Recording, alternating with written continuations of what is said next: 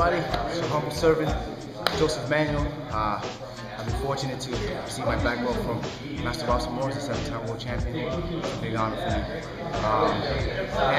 We own the school in Jersey. It's been 5 years, this location, and it's going really well. It's a hell of an experience. I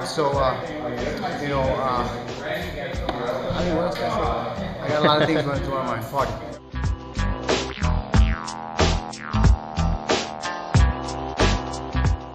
That's an interesting question, and it's a question that's not controversial. It's awesome. We need discussion, and I think that as far as 50-50 and any other technique that comes out, you have other techniques. A lot of people complaining about it's a stalling game, but somebody can hold you in the close guard and stall for 10 minutes or whatever. I think that any technique that is developed is awesome for the sport. Of course, you're gonna have positive and negative. So you have people that like it, some people that don't. I like it. Okay, I think it's interesting. I think there's a place for everything. There's a learning process, and this is what we deal with at Cutting Edge, which is the beginners. And we were talking about in the seminar here how in Jiu-Jitsu there are fads. If somebody comes around with a technique, then everybody does it. And then what happens with the students is they don't really train themselves to be their own person or develop their own style. They're following what, I'm not saying that it's not great to, like I follow Robson's style, of course, but I don't identically copy his moves. Of course, in my own journey, I had to discover what moves are good for me. He's a lot more flexible than I am. And that's kind of sort of what we try to teach the guys at the school. I think we should always be open to any technique, but always learn to try to apply it to when it's fitting for our time. I train with Robson. I started training with him in 2004. He taught me a technique. I've been a black belt for 2 years now. I'm just practicing it. At the time, it was too much for me. And this is what is difficult to teach the beginners. They just want to see everything on YouTube. They want to see what everybody's doing.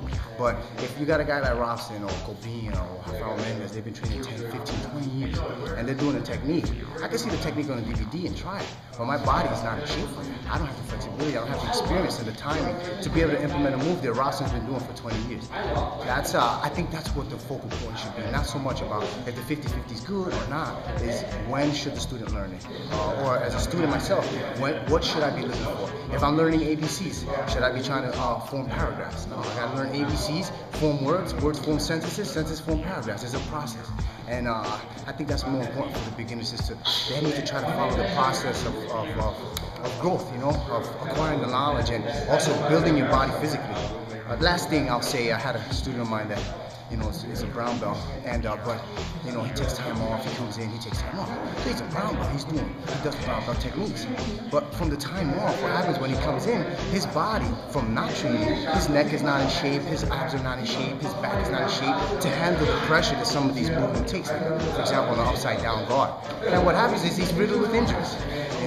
So that's what I mean about some techniques. They need to grow. The student needs to grow knowledge-wise and also physically. You have to be in shape for some of these, especially the competitive techniques. You have self-defense and you have competition. Two different things.